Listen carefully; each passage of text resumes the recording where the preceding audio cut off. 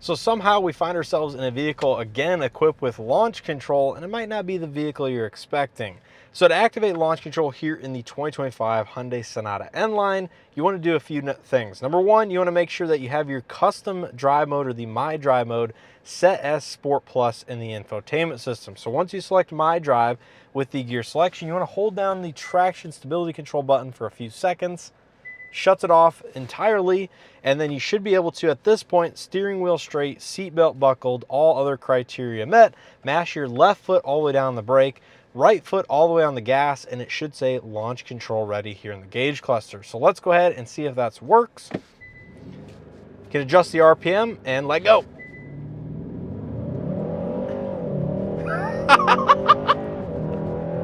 Oh, that is quick. Oh man, that is a proper sporty sedan in terms of acceleration, and you could feel the traction control definitely working overtime with these Pirelli all-season tires mounted as standard. So hey everyone, welcome back to another video here on the channel. Today you join me in the 2025 Hyundai Sonata N-Line, which is the performance variant of this vehicle from Hyundai. We'll go ahead and give ourselves a little bit of gap in front of this truck here, and as usual, we'll do a full throttle acceleration.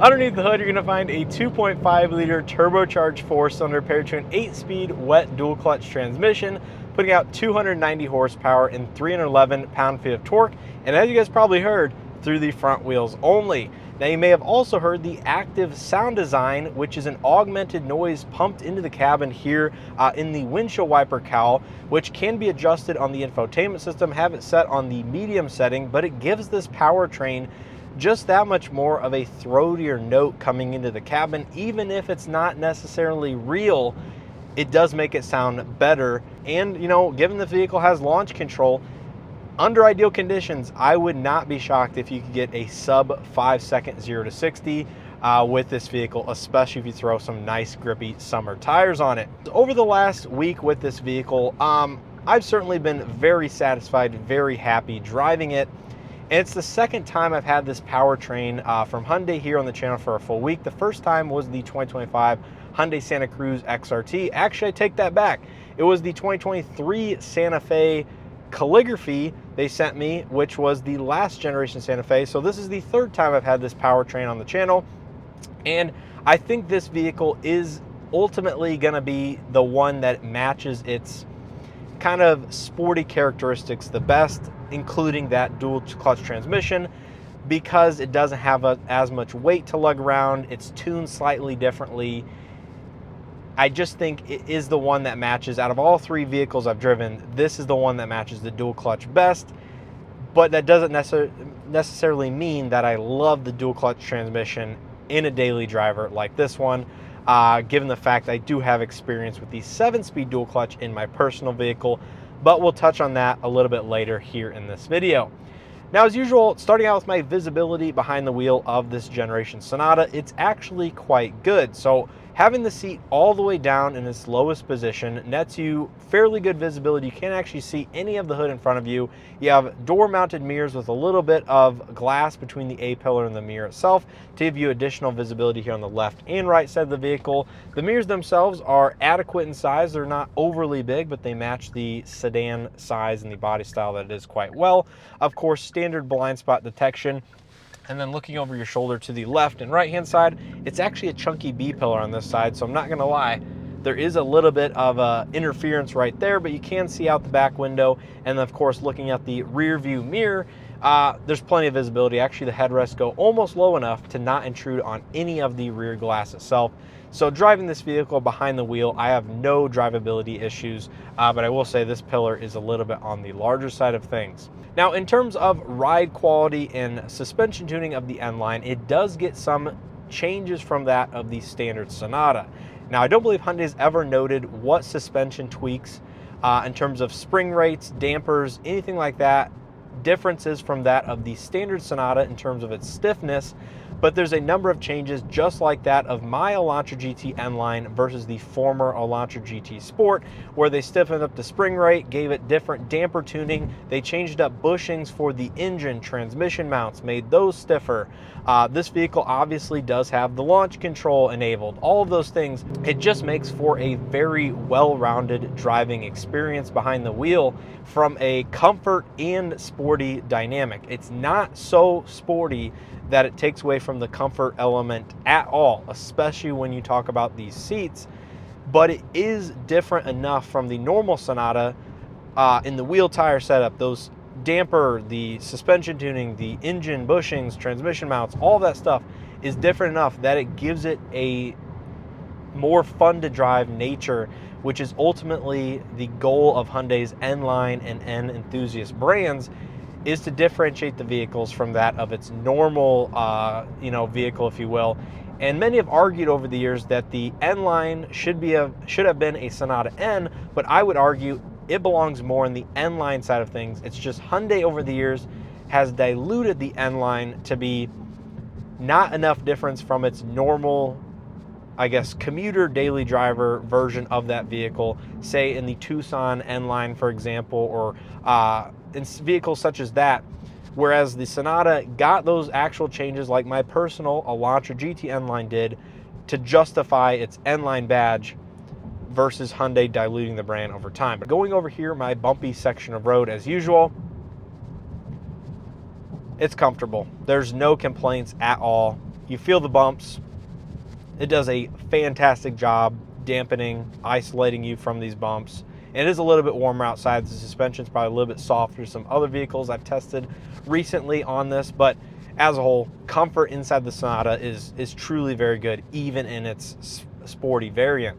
Touching on the interior now, as we know, for 2024, it did go through a mid-cycle refresh, which changed some interior aspects from that of the pre-refresh models, but others stayed pretty much identically the same. So here in the interior, you're going to get the dual 12.3-inch screens, the CCNC hardware, which gave you some more customization over the gauge cluster. Of course, the new infotainment layout with wireless Android Auto, Apple CarPlay, which has performed very good over the last week. New HVAC controls down below, including the small touchscreen for the fan ventilation. And then, of course, you have the physical buttons and switchgear for the multimedia, including a volume and tune knob, and then all of your shortcut buttons. And then here in the center console, you got a revised wireless charger pad, USB-C data and charge ports, drive mode selection, 2 large cup holders, and this nice extended armrest here if you want to rest your arm here for a little bit of additional comfort. But the one highlight to me out of the interior is going to be the seat comfort. These seats have been very, very comfortable, and I almost have no complaints about them except the fact that they aren't ventilated, and I would really like that as an additional feature. But they are leather, suede, red accent stitching and piping. They have the N logo on the back. They are truly a very comfortable seat, and as I mentioned in my likes and dislikes, do have power adjustable bolsters, which can shrink the bolsters in tighter if you want a little bit more aggressive feel, or can widen them out if you want kind of a standard seat, if you will. But they're very comfortable, they hold you in well. The only thing I wish it did is went lower in terms of its overall height, because even with the seat all the way down in my driving position, I only have probably 2 inches of headroom, and I'm not really even that tall in the grand scheme of things, 5'9". I do have spinal fusion, so that makes a little bit of a difference. But comfort-wise, I have no complaints after getting used to that small fact.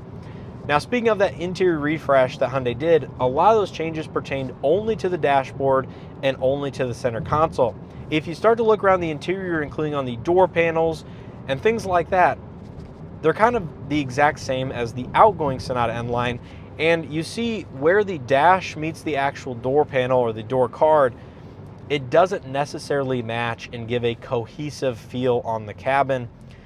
And I think that's one of the things that is kind of a letdown here on the interior. Now, the average person might not notice that, but to me, as somebody who's been a Hyundai owner for pushing 10 years now, and has been in a lot of Hyundai products and has experience with other manufacturers, I think it does show a little bit as to it's a refresh, not necessarily an all-new redesign. Now, will there be an all-new generation of Sonata in the future? I think that's a little up in the air currently. I'm not exactly sure that Hyundai's developing that vehicle, but I wouldn't be surprised that this vehicle does live on in its current generation for maybe another year or two, at least at a minimum, if Hyundai chooses not to continue on in this segment of vehicle. Although I think they have quite good success because people are gravitating towards the Sonata, given its 3 different powertrain offerings compared to other manufacturers that are dwindling down to getting out of the space in general, or dwindling it down to just maybe 1 or 2 powertrains across their entire midsize sedan, which is a little bit unfortunate because this vehicle, as it is a very roomy, spacious, well-rounded daily driver. It's just not a compact or midsize SUV that sits up higher and gives you that sense of command over the roadway, which a lot of people are desiring. But to me, that just sacrifices drivability and overall enjoyment, because obviously you don't have the same handling characteristics and the overall chassis tuning that these sedans will give you. Now, merging on here in the interstate, we'll put the vehicle back into My Drive Sport Plus. A little bit of push. Oh, this vehicle's a hoot with the transmission.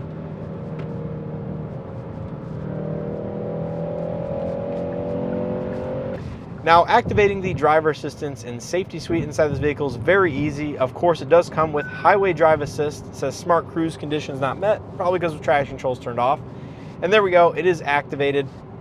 It does have lane follow assist, lane centering, adaptive cruise, all the usual stuff that you'll expect within Hyundai models, and it works quite well. I think Hyundai truly has not the best driver assistance tech, but it has probably top 3 for sure from manufacturers that I have tested here on the channel. Now, unfortunately, this vehicle does not have some of the required hardware in the latest feature set to activate the lane change assist functionality and things like that with Highway Drive Assist 2.